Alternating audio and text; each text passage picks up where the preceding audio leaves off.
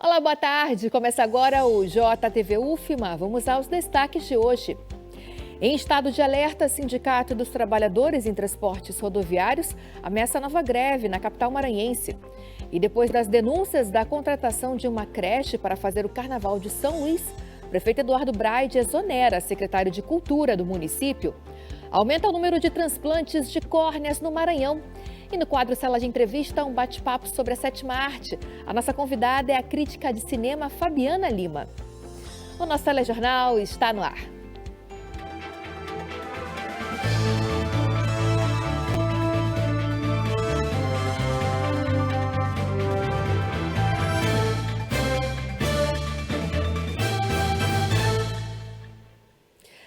Prefeito Eduardo Braide exonera secretário de Cultura de São Luís, Marco do Alibe. Câmeras flagram criminoso armado assaltando um homem em uma parada de ônibus.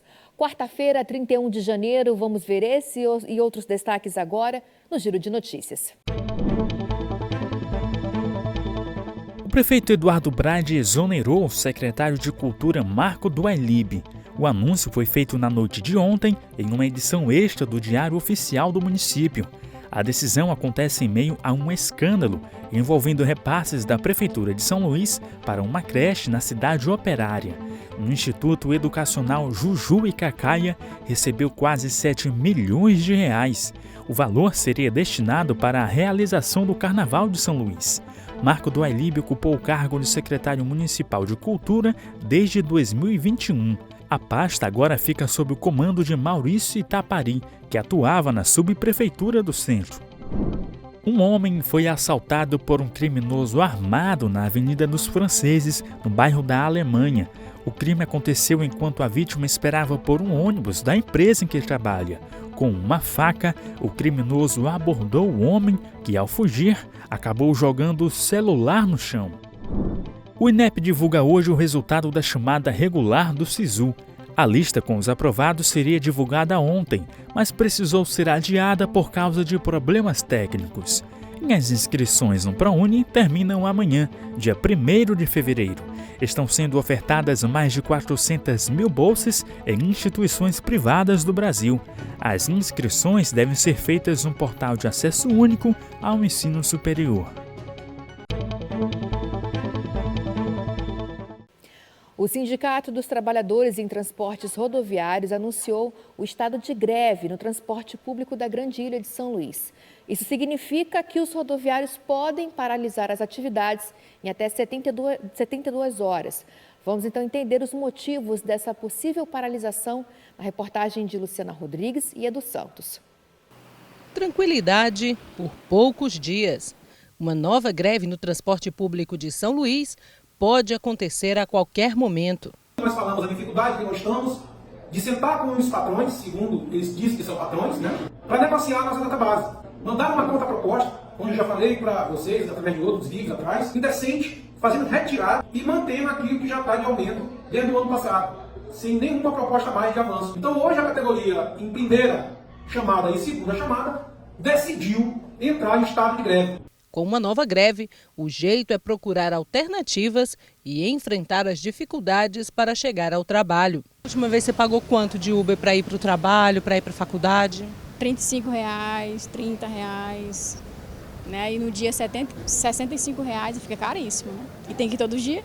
Apesar dos transtornos provocados por uma nova paralisação, os usuários do transporte público, pelo menos os ouvidos pela nossa equipe de reportagem, concordam com a categoria e acreditam que é preciso mais segurança dentro do transporte público. É que eles estão certos, né? Tem que procurar os direitos deles, cada um tem que procurar o melhor para si, né? É um direito adquirido, né? Um direito adquirido que não se pode tirar do trabalhador, né? Eu acho que tem que pensar realmente nisso, porque já tem um ganho muito grande em cima disso.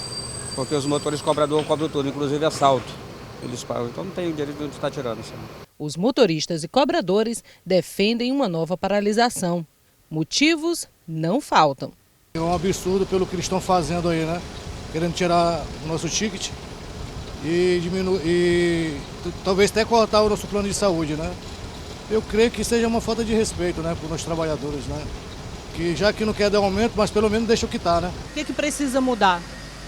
Segurança, em primeiro lugar, que nós não temos, estamos à mercê todos os dias aqui e é muito complicado. Você já chegou a ser assaltado? Já presenciou alguma coisa? Já, umas 2 vezes, mas não nessa linha que eu rodo, Santa Rosa. Na linha do BR-135, que é bem crítica essa linha, tanto o BR-135 como a linha do rodoviário. O índice maior são essas linhas de assalto. Na última terça-feira, a categoria fez uma paralisação devido à morte do motorista Francisco Vale Silva, de 48 anos, vítima de um assalto. Entre as solicitações, mais segurança e a prisão dos assaltantes.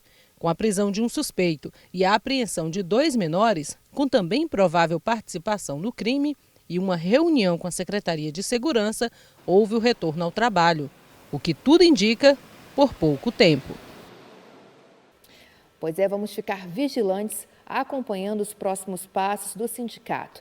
A gente sabe que uma greve, dos rodoviários mexe com a rotina da cidade, mas sabemos também o quanto a categoria merece condições dignas de trabalho. Agora, uma boa notícia para a área da saúde. Aumentou no Maranhão o número de transplantes de córneas. Vamos conferir. As informações são da Central Estadual de Transplante do Maranhão. No ano passado, foram feitas 72 operações. Em 2022, esse número foi de apenas 27. Um dado que significa mais do que números, mas sim novas oportunidades de vida para muita gente. 2023 resultou, do ponto de vista de aumento do número de transplantes efetivos de córnea e de órgãos, muito mais do que nós tínhamos programado para colher no final de 2026. E a gente fica muito feliz e muito orgulhoso com esses resultados. Então, não foi ao acaso, foi fruto de um planejamento estratégico, através de medidas de gestão aplicada, com o apoio da Secretaria de Saúde do Estado, para que a gente pudesse estar começando agora a colher os frutos positivos das intervenções. E só começando.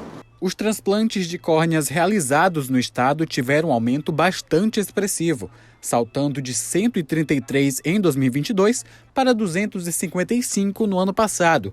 No mesmo período, foram captados 54 rins e 27 fígados para transplantes, de acordo com a Secretaria de Estado da Saúde. O que a gente tem para falar para a população, é que fale sobre isso, pesquise, busque. A gente também está à disposição sempre na Central de Transplante do Estado. Nenhuma religião proíbe a doação de órgãos, pelo contrário, eu não consigo enxergar como cristão um ato de amor mais extremo e intenso do que você doar algo tão importante de alguém que você ama tanto para salvar a vida de outras pessoas que você não conhece e não vai conhecer. E por solidariedade a quem nem mesmo pode chegar a conhecer, o Rony já tomou uma decisão muito importante. Uma ação minha, é uma coisa que eu, particularmente, não me interessaria mais e ajudar o próximo, no caso, seria o meu ponto de vista, entendeu? Mas assim, eu particularmente doaria sim, sem sombra de dúvida.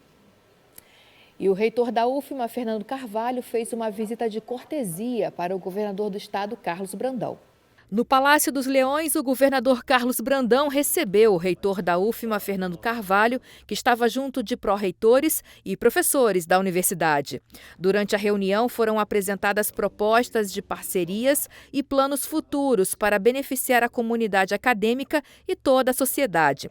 Também foram tratadas questões de políticas energéticas, proposta de criação de novos polos da UFMA e maior fomento à formação acadêmica de povos indígenas. E essas parcerias com o setor da educação, com as universidades, elas são muito importantes e a Universidade Federal sempre pode contar com o governo do Estado do Maranhão. Nós queremos um canal direto com o Estado exatamente para facilitar essa interlocução entre a Universidade Federal do Maranhão e o governo do Estado.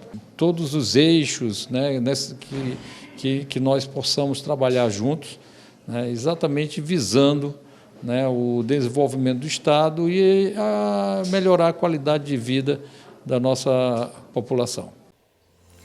Veja a seguir um bate-papo sobre a sétima arte. A nossa convidada é a crítica de cinema Fabiana Lima. Vamos para o intervalo e voltamos já já.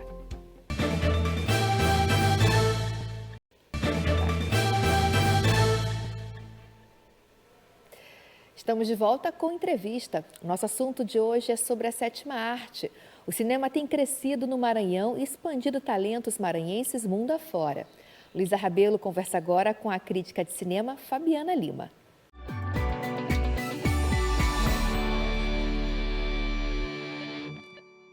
Escrevendo sobre cinema desde 2014, Fabiana Lima conquistou aí voos altos. Em 2022, cobriu o Festival de Cannes na França como colunista e em 2023 foi oficialmente credenciada como imprensa e acompanhou tudo de pertinho. Esse é o assunto da nossa sala de entrevistas de hoje e eu recebo Fabiana Lima. Boa tarde. Boa tarde, obrigada, Luísa, pela introdução. Fabiana, para a gente começar, eu queria saber como é que nasce, né, essa sua paixão pelo cinema e como foi estar em Cannes. Então, a minha paixão pelo cinema eu acho que começou como...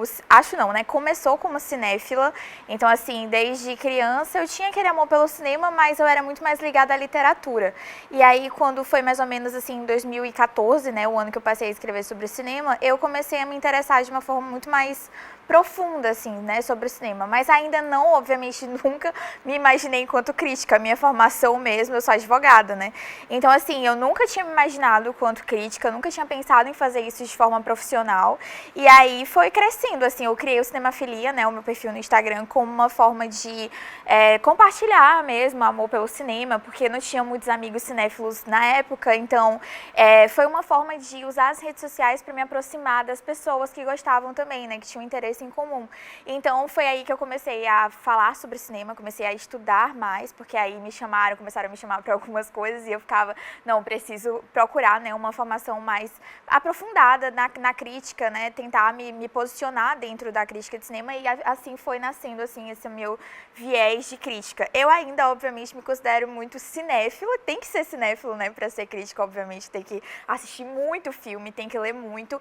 Então eu sou muito cinéfila, mas atualmente eu tô realmente me autodenominando nos últimos 2 anos, né, enquanto crítica de cinema. E aí foi assim, acho que foi um caminho natural, não foi algo que eu falei, não, vou desde pequenininha falar, não, quero ser crítica de cinema. Eu acho que ninguém tem esse pensamento, né? A crítica de cinema não é tão difundida, as pessoas não sabem muito bem como é que você faz para se tornar crítico de cinema. Então não foi algo que eu nasci pensando. Foi realmente um amor pelo cinema que foi se transformando em uma outra coisa. E a minha ida para Cannes foi um desses momentos, assim, chave, né? Que eu já estava lá, então... Acho que a gente vai falar um pouco mais sobre isso, mas eu já estava lá na França há um tempo. Foi depois que eu me formei, né? Eu passei um tempo lá, minha madrinha tem uma casa lá, e ela falou, se você quiser vir pra cá, eu troquei, né? Uma festa de formatura e fui pra lá, que era o meu sonho, assim, desde criança. E aí, quando eu cheguei lá, falaram, por que você não tenta ir pra Cannes com o que você faz e tal? Eu falei, nossa, mas será que vão me aceitar? E aí me aceitaram, e aí no ano seguinte, né, no caso do ano passado, eu acabei indo como imprensa oficialmente, que aí é outro tipo de credenciamento, muito mais, assim, digamos, com muito mais acessos, né, do que o primeiro que eu fui. E então foi crescendo, assim, mas foi muito rápido nos últimos 3 anos, assim, foi uma loucura. Cresceu bastante, né, a gente está falando sobre essa participação, mas você já faz parte aí também de uma grande associação de críticos de cinema e televisão dos Estados Unidos. Como é que está sendo essa experiência também? Nossa, foi muito incrível quando eu recebi, né, o parecer positivo, assim, porque eu me inscrevi na Critics' Choice Association, que é a maior associação de críticos dos Estados Unidos e do Canadá, e é uma associação que tem sua própria premiação, inclusive teve um dia desses, né, a premiação Critics' Choice Awards.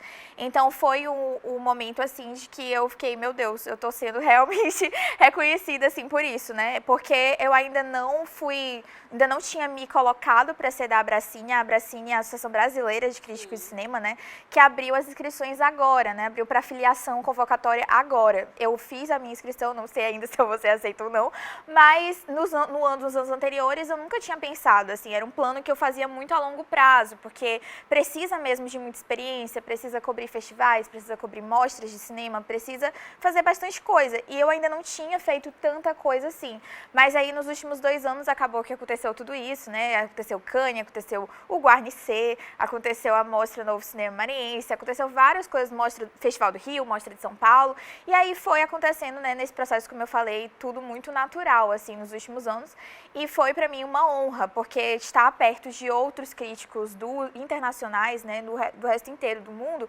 também está muito próximo de Hollywood, né, é uma associação associação que tem a localização dela em Los Angeles, então é uma associação que está muito ali perto do Oscar, muito perto do universo ali, do epicentro de cinema que a gente conhece no mundo. E ser, primeiramente, né, é uma responsabilidade muito grande, porque eu sou a única mulher brasileira que mora ainda no Brasil. Na verdade, tem uma outra mulher, mas ela mora em outra região do Brasil. Então, digamos que eu sou a primeira nordestina, né? É exatamente sobre isso que eu quero falar contigo agora. Você furou uma bolha, né? Porque eu acredito que não deva ser fácil. Ser mulher, estar aí fora desse eixo Rio-São Paulo, né? De cinema. Eu queria saber o que te motivou, como é que foi para você, quais foram os obstáculos observados para que tu chegasse aonde tu chegou? Nossa, para mim o primeiro obstáculo foi esse mesmo geográfico, né?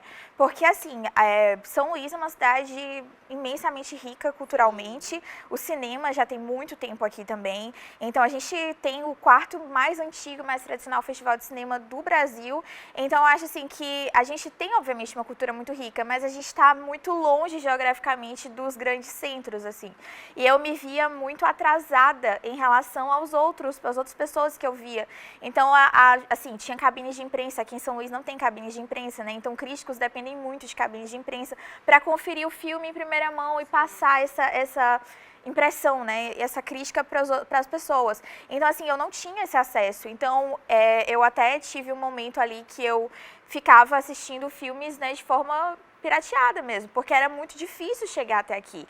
E aí foi algo que me fez, assim, pensar muito, assim, meu Deus, será que eu devo continuar? Será que realmente é pra mim e tudo mais? Porque eu não tinha perspectiva, até hoje não tenho perspectiva de me mudar. Então, foi muito complicado. A minha saída foi continuar persistindo, obviamente, e entrar na Critics' Choice, porque aí foi o momento em que do último ano para cá, eu entrei em outubro do ano passado, assim, esses últimos meses eu tenho feito a minha, entre aspas, própria cabine de imprensa, né, porque aí os filmes que eu recebo, às vezes que não estrearam no Brasil, então tem um filme que vai estrear essa semana, amanhã, que eu já tinha assistido há um tempo, assisti em Cannes, aí semana que vem vai estrear outro que eu assisti no Critics' Choice, então, pro Critics' Choice, né, que é o prêmio. Então, assim, eu fiz a minha própria cabine de imprensa, eu fiz acontecer a minha própria cabine, porque eu não tinha acesso. Então foi muita persistência mesmo e também lidar muito com o machismo dentro do meio. São muitas poucas mulheres falando sobre cinema, as que falam se destacam muito porque são poucas, então a gente está falando aí, sei lá, da Isabela Boscov, né, que escreve para Veja há muito tempo, que tem feito um nome aí nas redes sociais. Então, assim, são mulheres muito, assim, específicas, né, muito nichadas, pontuais, né? Exato.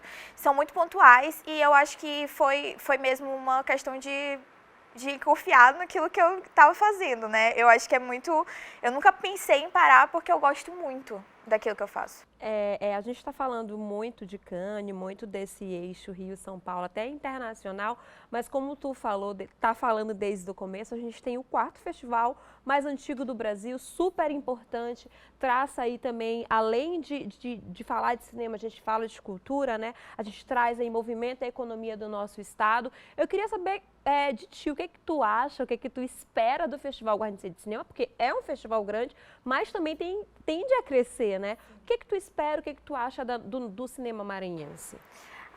Eu fiquei, assim, acho que uma das maiores honras, assim, para mim foi participar do Guarnecer. Eu falei sobre isso no momento que eu fui convidada para ser crítica de 2022, né, a primeira vez. E eu tinha acabado de voltar de Cannes, foi um festival que não aconteceu no período ali onde ele geralmente acontece, ele aconteceu um pouco mais tarde, né, acho que foi em agosto que aconteceu, não lembro direito.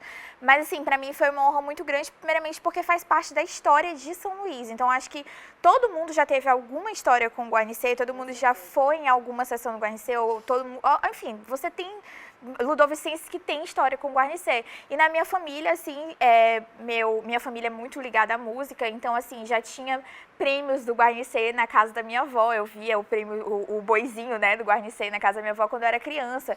Então, assim, meu tio ganhou na época, eu era criança, assim, ele fez um clipe comigo, até, foi muito engraçado isso. Ele fez um clipe comigo e acabou ganhando o melhor videoclipe na época. E eu lembro de ficar me perguntando, nossa, o que é o Guarnecer? E eu lembro dele trazer pra casa aquele boizinho, assim. E eu fiquei muito muito feliz, assim, quando fui convidada, justamente por isso, assim, é um festival muito tradicional, o cinema maranhense é extremamente rico e tem se tornado cada vez mais rico ultimamente, né, a gente tem se aventurado aí também, porque antes eu acho que tinha um nicho muito específico em relação à cultura, então tinha muito filmes feitos em torno da nossa cultura musical, de dança e tudo mais, mas hoje em dia eu acho que a gente tem se aventurado ainda mais pelo caminho da ficção, e isso é muito legal ver a gente se arriscando, por exemplo, no terror, e as pessoas, assim, como o Lucas Sá, por exemplo, se arriscando dentro do videoclipe, né, e a gente ter aí videoclipes com alcance nacional, pessoas usando São Luís como referência para isso, e eu acho isso muito maravilhoso, né, só tende a crescer o audiovisual, e para mim isso seria muito incrível também, porque aí traria mais pessoas ainda para a crítica, que eu acho que é o que a gente também precisa aqui, né, para poder trazer, chamar, enfim, eventos, chamar veículos e fazer acontecer também as cabines de imprensa, né? Como eu falei, que deveria já ter aqui faz um tempo. Fabiana, com certeza as pessoas de casa te agradecem pela sua caminhada, né? Porque você está levando o nome do nosso estado aí internacionalmente, e a gente te deseja boa sorte, sucesso, e que a sua caminhada seja aí de muito trabalho, de muita dedicação, levando sempre o nome do nosso estado, por favor. Com certeza. Obrigada por sua entrevista. Obrigada, parabéns. Luísa. Valeu. Ana, eu volto com você. Obrigada, Luísa. Obrigada também a Fabiana Lima. Parabéns pelo trabalho. E o nosso telejornal termina por aqui. Para rever nossas entrevistas, reportagens e quadros, basta acessar o YouTube e o Instagram da TV UFMA. Acompanhe também o resumo com as principais notícias do dia no programa Destaques, JTV UFMA, às 18h30. Uma ótima quarta-feira para você.